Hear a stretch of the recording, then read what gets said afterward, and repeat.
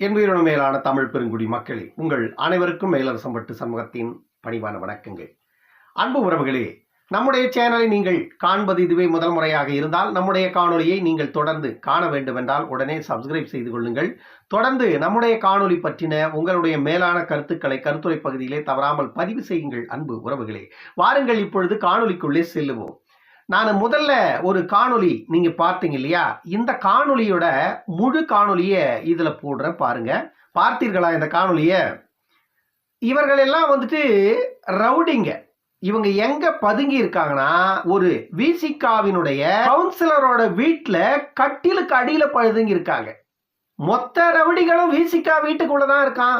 உயிரினும் மேலான தமிழ் பெருங்குடி மக்களே, உங்கள் அனைவருக்கும் மேலரசம்பட்டு சமூகத்தின் பணிவான வணக்கங்கள். அன்பு உறவுகளே, உங்களுடைய மேலரசம்பட்டு சமூகம் யூடியூப் சேனல் 1,14,000 சப்ஸ்கிரைபர்களை தாண்டி வெற்றிகரமாக இயங்கிக் கொண்டிருக்கிறது. அதற்கு மிக முக்கியமான காரணம் நீங்கள்தான். இந்த வெற்றியை நாம் அடுத்த கட்டத்தை நோக்கி எடுத்துச் செல்லுவதற்கு போதிய பொருளாதார வசதிகள் இல்லாததால தொடர்ந்து நாம் தவித்துக் கொண்டிருக்கிறோம். நம்முடைய சேனலின் வளர்ச்சியில் நீங்களும் பங்கெடுத்துக் கொள்ள வேண்டும் என்றால் தங்களால் இயன்ற பொருளாதார உதவியை செய்யுமாறு அன்போடு கேட்டுக் கொள்ளுகிறேன். உதவிகள் செய்ய விரும்புவோர் போன்பே அல்லது வங்கி கணக்குக்கு தாராளமாக நீங்கள் செய்யலாம். அதே வேளையில் நீங்கள் செய்கின்ற இந்த உதவி சமரசமின்றி தமிழகத்தில் இருக்கின்ற இந்த தீய சக்திகளை எதிர்த்து போராடுவதற்கும் கம்பீரமாக நாம் குரல் எழுப்புவதற்கும் அடுத்த தலைமுறைகளை நெறிபட இங்கே சீர்படுத்துவதற்கும் கண்டிப்பாக உதவும் என்று உங்களிடம் நான் உறுதியளிக்கிறேன். நன்றி, வணக்கம். மொத்த ரவுடிகளும் ஒட்டு மொத்தமா விசிகாவினுடைய வீட்டுக்குள்ள கட்டிலுக்கு அடியில பதுங்கி கிடக்கான். இவனுக்கு பாதுகாப்பு கொடுக்கிறது யாருன்னு பார்த்தா ஒரு கவுன்சிலர். விசிகாவினுடைய கவுன்சிலர் தான் இவர்களுக்கு பாதுகாப்பு.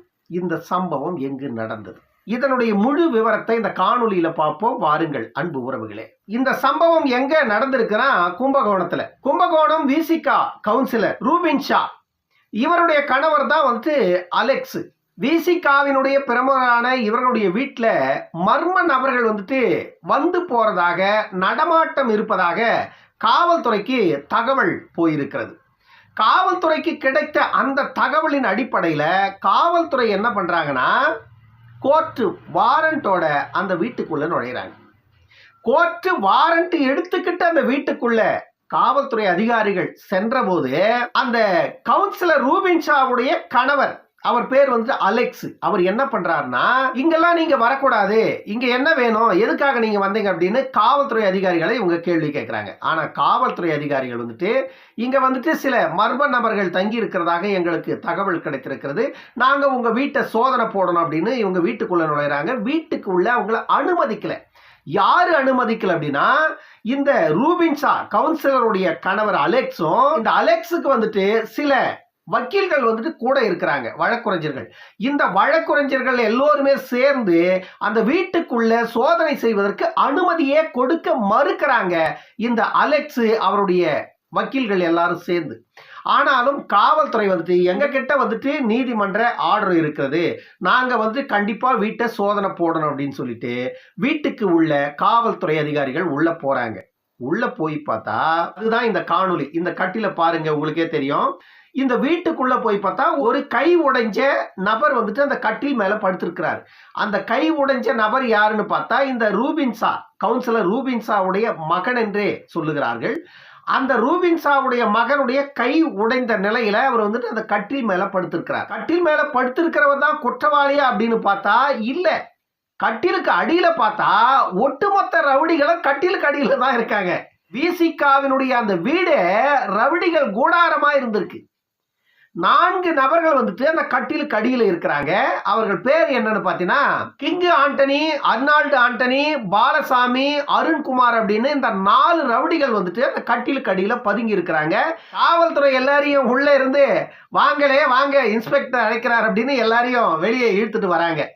அவங்க கிட்ட இருந்து பல ஆயுதங்கள் அங்க கைப்பற்றாங்க. 22க்கும் மேற்பட்ட கூர்மையான ஆயுதங்கள் அந்த கவுன்சிலர் வீட்டில இருந்து கைப்பற்றாங்க. ஆனா இந்த ஆயுதங்கள் எல்லாம் எதற்கு பயன்படுத்தப்பட்டது அப்படின்னு காவல்துறை அதிகாரிகளுடைய விசாரணையில இவர் அலெக்ஸ் இருக்காரு இல்லையா, கவுன்சிலருடைய கணவர், ரூபின் ஷாவுடைய கணவர் அலெக்ஸ் என்ன சொல்றாருன்னா, இதுவெல்லாம் வந்துட்டு நாங்க மாட்டுக்கறிகளை வெட்டுவோம், மாட்டுக்கறிகள் வெட்டி விற்பனை செய்வோம், அதற்காக பயன்படுத்துகின்ற ஆயுதங்கள் இதுவெல்லாம் அப்படின்னு சொல்லிட்டு சொல்றாரு அலெக்ஸ். அந்த ஆயுதங்கள் வந்துட்டு மிகவும் கூர்மையான ஆயுதங்களாக இருக்கிறது. அந்த ஆயுதங்கள் எல்லாமே அப்படிப்பட்ட ஆயுதங்கள் தான் அங்க கைப்பற்றி இருக்கிறார்கள். 22க்கும் மேற்பட்ட ஆயுதங்கள். இதுவெல்லாம் வந்துட்டு ஒரு கவுன்சிலர் மக்களுக்கு பாதுகாப்பு, மக்களுக்கு நல்லது செய்வதற்காக மக்களால் தேர்ந்தெடுக்கப்பட்ட ஒரு கவுன்சிலரு இப்படி மக்கள் விரோத சக்திகளை அடைக்கலம் கொடுத்து வைத்துக் கொண்டிருக்கிறார்கள் என்றால், இப்படிப்பட்டவர்களையெல்லாம் கவுன்சிலராக, தலைவர்களாக, சட்டமன்ற உறுப்பினர்களாக, பாராளுமன்ற உறுப்பினர்களாக தேர்ந்தெடுத்து விட்டு அதன் பிறகு இவர்கள் குற்றம் செய்கிறார்கள். இவர் இந்த குற்றம் செய்தார், அந்த குற்றம் செய்தார், கொலை குற்றத்தில் சம்பந்தப்பட்டிருக்கிறார், ரவுடிகளுக்கு அடைக்கலம் கொடுக்கிறார், கற்பழிப்பு குற்றத்தில் சம்பந்தப்பட்டிருக்கிறார் என்று பல குற்றச்சாட்டுகள்லாம் வந்த பிறகு அவரை பற்றி வெளிச்சம் போட்டு நம்ம காட்டிக்கிட்டு இருக்கிறத விட இப்படிப்பட்ட நபர்களை முதலிலேயே மக்கள் நிராகரிக்க முதல்ல புரிஞ்சுக்கிங்க. இது எவ்வளவு பெரிய பிரச்சனைன்னு பாருங்க. ஏன்னா ஒட்டுமொத்த ரவுடி கும்பலுக்குமே அடைக்கலத்தை கொடுத்து கட்டிலுக்கு அடியில பதுங்க வச்சிருக்கான் ஒரு கவுன்சிலர் அப்படின்னா, இவர்களெல்லாம் மக்கள் பிரதிநிதிகள் என்று பேசுறதுக்கு வெக்கப்படணும். விசிகாவினுடைய ஐடி விங்கெல்லாம் பேசுற அரசியலை பார்த்தோம்னா, உலகத்திலேயே இவர்கள் மட்டும்தான் மக்களுக்காக அரசியல் செய்கிறவர்களை போல பேசுவார்கள். அதுவும் இந்த விசிகாவினுடைய ஐடி விங்கில் சிலர் பேசுகின்றதை கேட்டா உண்மையிலே புல் அரிக்குது நமக்கு. இந்த சம்பவத்தை எல்லாம் நீங்களும் கொஞ்சம் எடுத்து போடுங்கப்பா, மக்கள் தெரிஞ்சுக்கிட்டோம். விசிகாவினுடைய தலைவர் திருமாவளவன் அவர்கள் முதல்ல இதையெல்லாம் பாருங்க.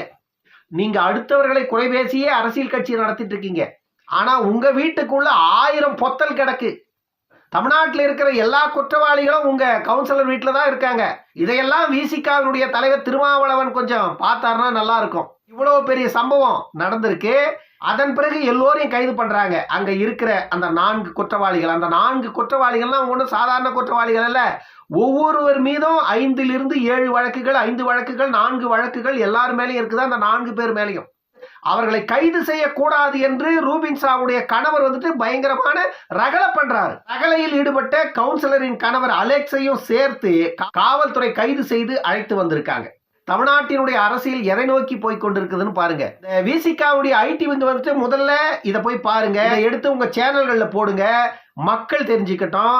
முதல்ல சங்கத்தமிழனுக்கு தெரியப்படுத்துங்க இந்த சம்பவத்தை.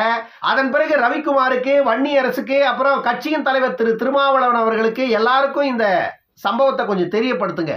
ஊர்ல நாட்டுல நடக்கிற சம்பவங்களை எல்லாம் பேசுற திருமாவளவன் அவர்கள், வட மாநிலத்துல நடக்கிற சம்பவங்களை எல்லாம் பேசுற திருமாவளவன் அவர்கள், உங்க வீட்டுக்குள்ள நடக்கிற இந்த சம்பவத்தையும் கொஞ்சம் பேசுங்க. உங்க கவுன்சிலர் வீட்டுக்குள்ள பதுங்கி இருந்தவங்க யாரு அப்படிங்கறத இந்த மாநில மக்களுக்கு தெரியப்படுத்துங்க. உங்களுடைய கட்சியை சார்ந்த கவுன்சிலராக இருந்தால் கூட அவர்கள் செய்தது குற்றம் என்பதை நீங்களும் பேசுங்க. உங்களுடைய கட்சியின் தொண்டர்களுக்கு சொல்லுங்க.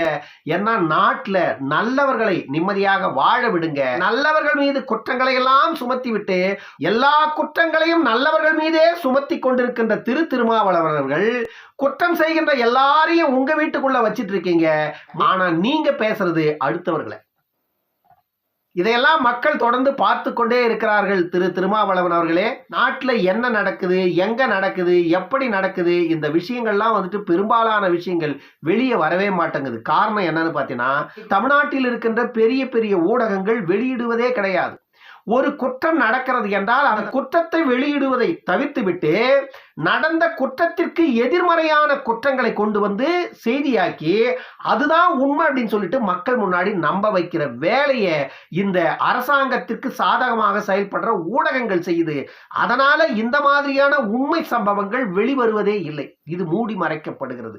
ஆகையாலதான் தமிழ்நாட்டில் நல்லவர்கள் யாரு, கெட்டவர்கள் யாரு என்பது உண்மையான முகங்கள் மக்களுக்கு தெரிய மறுக்கிறது. அதனாலதான் குற்றவாளிகள் மீண்டும் மீண்டும் தமிழ்நாட்டில் அதிகாரத்துக்கு வராங்க அப்படிங்கிறத நான் இந்த காணொலி மூலமா உங்களுக்கு சொல்ல வரேன்.